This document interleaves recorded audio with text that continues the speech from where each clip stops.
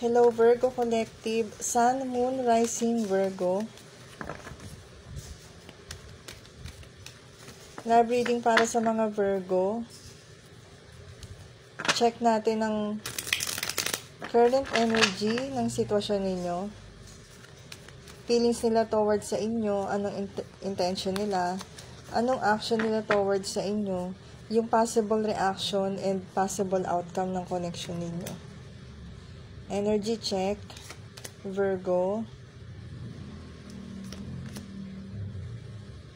Virgo, nararamdaman ko dito, yung iba sa inyo, nagsa-self-love, nasa healing journey, yung iba naman sa inyo,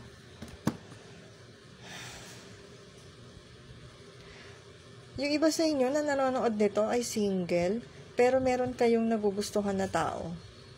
Yung iba sa inyo, ang kasama nyo na, or ka-connect ninyo ay soulmate ninyo. Yung iba naman sa inyo, naghahanap pa lang. Yung mga napipick up ko dito, guys. Tingnan natin kung anong feelings ng person nyo sa inyo. Ng person na nasa isip nyo or partner ninyo, boyfriend, girlfriend, asawa. Intention ng person ni Virgo. Intention.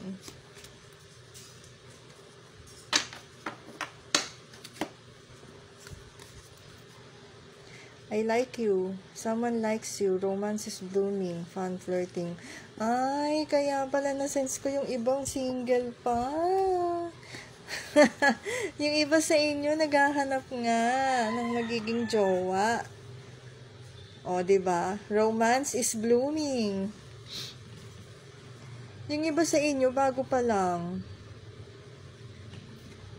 Ring. Ito yung intention nila.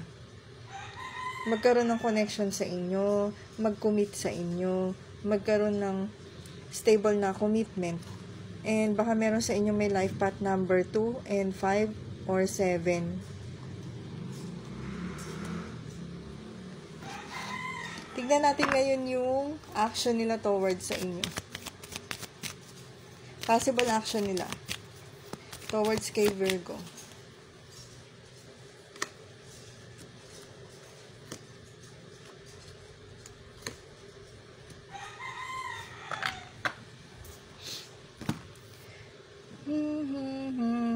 Virgo, bakit ganito si person?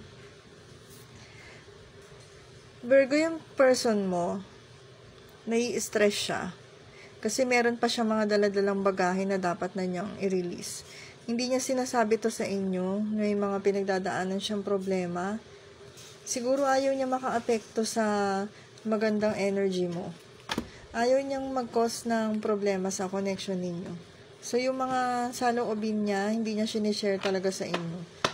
Or kayo to, Virgo. May iba sa inyo na ganito, nasa sense ko.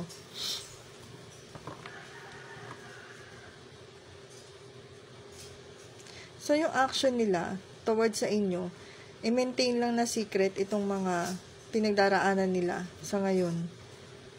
Yung iba sa inyo, nanggaling sa mga, yung person ninyo, nanggaling sa mga relationship na niloko sila.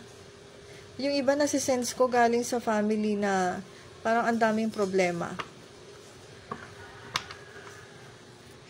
Tingnan natin yung possible reaction ninyo dito. Kasi, hindi ninyo alam to Paano kung malaman ninyo na ganito, di ba? Ngayon, alam nyo na. May mga tinatago silang problema. Anong possible reaction nyo dito?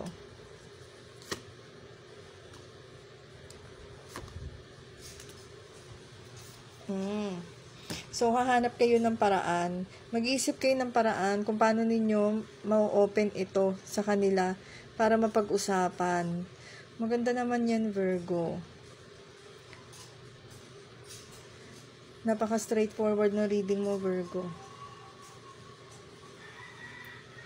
Maghahanap kayo ng paraan para mailabas nila yung mga bigat sa kalooban nila. Parang gusto nyo sila talagang tulungan. Ganun yung feeling. So, ano yung possible outcome ng connection ninyo? Virgo, kung gusto mo ng private reading, i-message mo lang ako.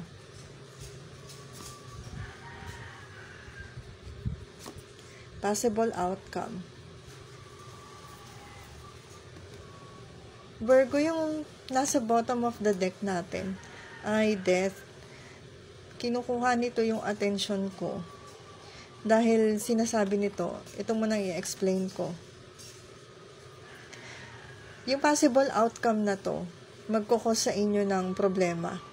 Yung mga madidiscover ninyo na paglilihim nila sa inyo, magkukos sa inyo ng may lalabas na insecurities sa inyo. So, behind closed doors, parang ganun. Itatago din ninyo sa kanila yung nararamdaman ninyo na bakit kailangan mag-secret sa akin? Siguro, marami kayong overthinking na gagawin, Virgo. Dahil dun sa malalaman ninyo kapag nagkaroon kayo ng pag-uusap nitong person mo. Pero Virgo, sinasabi ko sa iyo na hindi mo kailangang i-overthink to. Pero ito, kaya siya nangyayari dahil dito. Sa transformation na kailangan mangyari sa connection ninyo. So, kung lalabas sa'yo, yung mga ganitong emotions, insecurities, feeling not enough, tandaan mo na sinasabi lang sa'yo ng universe na kailangan mong mas mahalin pa yung sarili mo. At hayaan mo siya na isolve niya yung problema na gusto niyang isolve mag-isa. Yes, bigyan mo siya ng space kung gusto niya. Kasi diba, hindi rin naman lahat na oras gusto natin na merong tutulong sa atin. Minsan gusto rin natin isolve yan sa sarili natin para matuto tayo. So Virgo, maraming salamat sa panonood mo.